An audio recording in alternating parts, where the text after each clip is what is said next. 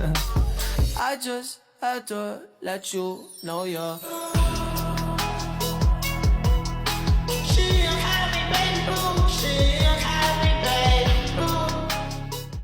Assalamualaikum warahmatullahi wabarakatuh. Waalaikumsalam warahmatullahi wabarakatuh. Yang kami hormati dosen pengampu mata kuliah manajemen sektor publik yakni Ibu Vera, serta teman-teman kami yang berbahagia. Sebelumnya perkenalkan saya Tita Diaul Aulia selaku moderator dan dilanjut oleh teman-teman saya, mohon untuk memperkenalkan diri terlebih dahulu. Perkenalkan saya Siti Aisyah sebagai pemateri 1. Perkenalkan, saya Angelina Tianita Putri sebagai pemateri 2. Perkenalkan, nama saya Adelia Putri Wahyudi sebagai pemateri 3.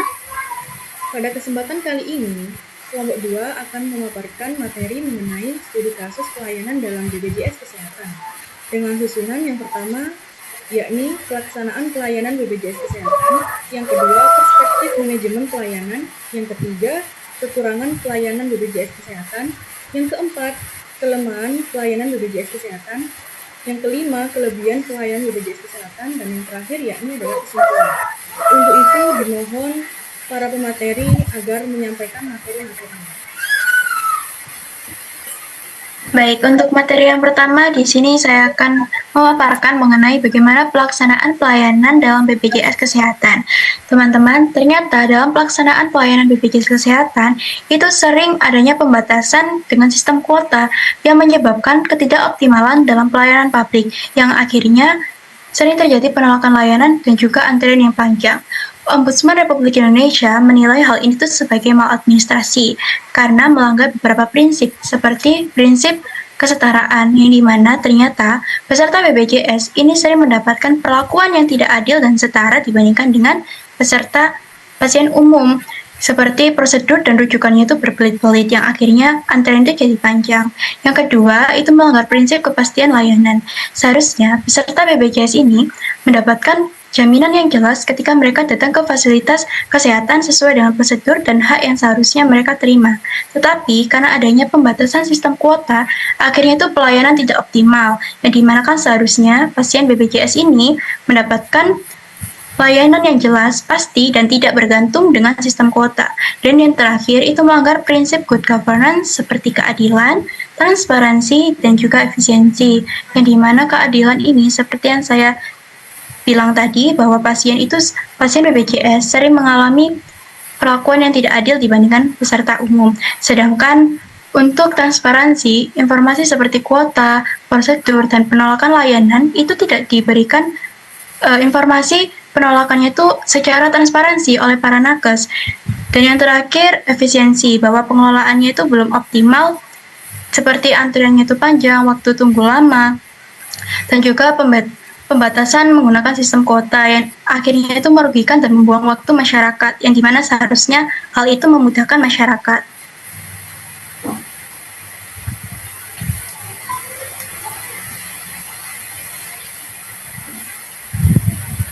Nah, selanjutnya ada perspektif manajemen pelayanan, di mana fenomena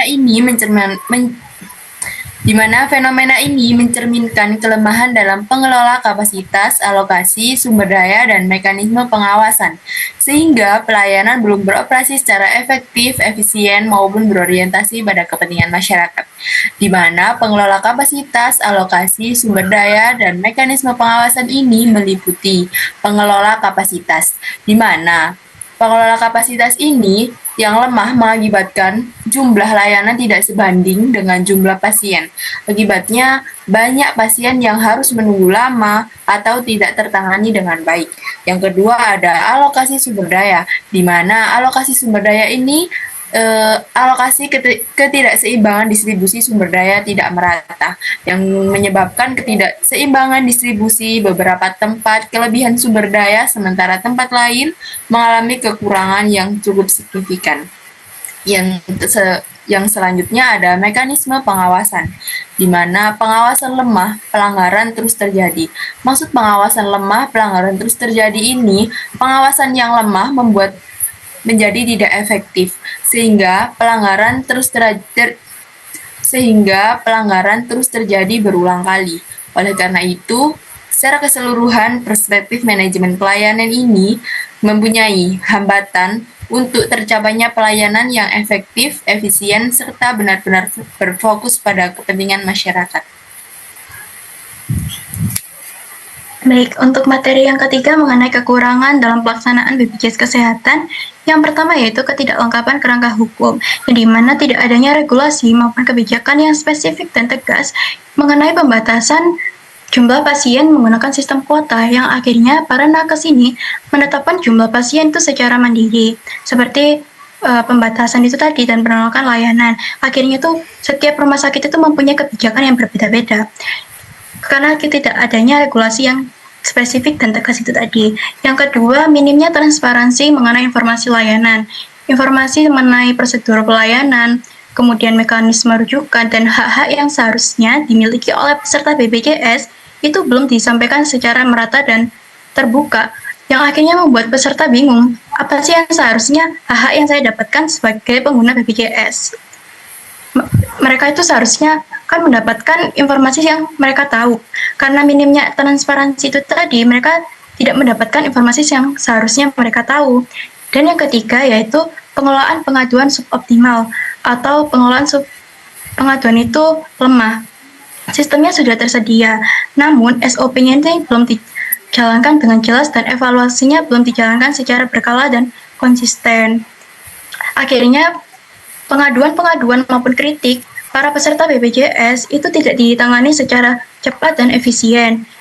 Dan yang terakhir yaitu kurangnya seragamitas standarisasi pelayanan. Teman-teman, ternyata BPJS itu telah memiliki SPP, standar pelayanan publik. Tetapi dalam implementasi di lapangannya menunjukkan bahwa hal itu tuh belum dilakukan secara merata, dan di mana biasanya rumah sakit A itu memiliki pelayanan yang ramah dan cepat tanggap, sedangkan rumah sakit B itu lambat dan juga tidak ramah. Kan hal ini sudah menunjukkan bahwa implementasi SPP-nya di lapangan ini belum dilakukan secara merata dan konsisten. Akhirnya, peserta BPJS ini tidak mendapatkan layanan yang sama antara rumah sakit satu dengan rumah sakit yang lain. Selanjutnya adalah kelemahan pelayanan BPJS Kesehatan. Yang pertama adalah diskriminasi peserta BPJS. Pasien BPJS seringkali menerima perlakuan berbeda, contohnya seperti pasien umum lebih diprioritaskan daripada pasien BPJS. Hal ini menunjukkan bahwa prinsip keadilan dalam pelayanan publik belum terrealisasi secara sempurna, secara penuh. Lalu yang kedua adalah kualitas sumber daya manusia yang rendah dari aspek etika dan juga profesionalitas. Masih banyak ditemukan tenaga kesehatan dengan profesionalitas kurang memadai, seperti sikap diskriminatif dan tidak ramah. Seperti tenaga kerja lebih mementingkan pasien umum daripada pasien BPJS. Hal ini menunjukkan ketidaklengkapan penerapan etika pelayanan publik. Lalu yang ketiga ada ketidakefisienan sistem pelayanan. Sistem pelayanan BPJS Kesehatan masih menimbulkan antrean panjang serta waktu tunggu yang berlebihan. Akibatnya, pelayanan dirasakan lambat dan tidak efektif oleh masyarakat. Lalu yang keempat adalah insiden maladministrasi. Insiden maladministrasi praktik seperti penundaan pelayanan, penyimpangan prosedur, dan indikasi suap menyuap masih terjadi. Kondisi ini mengindikasikan penyalahgunaan wewenang serta kelemahan integritas dalam penyelenggaraan pelayanan publik. Lalu yang kelima ada lemahnya fungsi pengawasan. Pengawasan oleh pemerintah dan lembaga terkait belum optimal. Hal ini menyebabkan pelanggaran seperti pembatasan pelayanan, penyimpangan prosedur, dan diskriminasi tidak dapat dikendalikan secara efektif. Nah, pada slide selanjutnya yakni ada 4 kelebihan dari pelayanan BPJS Kesehatan.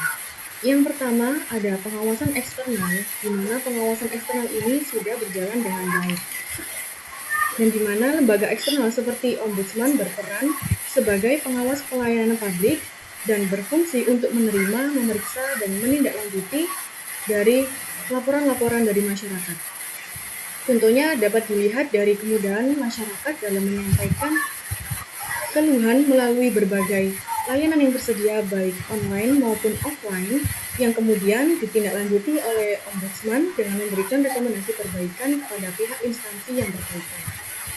Yang kedua yakni ada regulasi mendukung kesetaraan, di mana layanan di sini pemerintah itu sebagai pembuat kebijakan yang berfungsi menetapkan aturan. Aturan tersebut harus adil dan tidak ada unsur diskriminatif oleh peserta BPJS. Hal ini dapat dilihat dari seluruh peserta harus memperoleh hak layanan yang sama sesuai dengan prosedur yang ada. Dan yang ketiga yakni ada respon pengaduan. Di sini, instansi pelayanan kesehatan berperan sebagai pelaksana layanan yang berfungsi merespon dan menyelesaikan laporan-laporan atau keluhan dari beberapa masyarakat. Implementasinya dapat dilihat dari adanya proses verifikasi laporan, klarifikasi kepada pihak yang terkait, sehingga perbaikan pelayanan jika ditemukan ada kendala. Dan yang terakhir yakni ada evaluasi berkelanjutan, di mana pemerintah dan lembaga pengawas berperan dalam melakukan penilaian serta penyempurnaan sistem pelayanan agar semakin optimal. Contohnya dapat dilihat dari seperti perbaikan sistem antrian dan juga penyempurnaan SOP.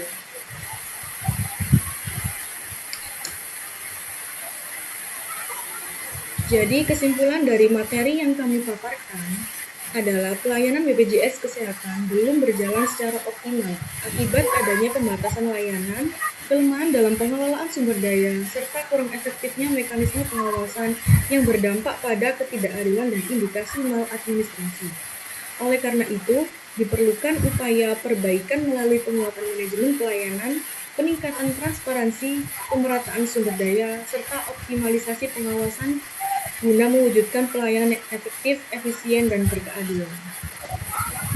Sekian presentasi dari kelompok 2. Mohon maaf jika ada salah kata. Assalamualaikum warahmatullahi wabarakatuh. Waalaikumsalam warahmatullahi wabarakatuh. I just had to let you know you're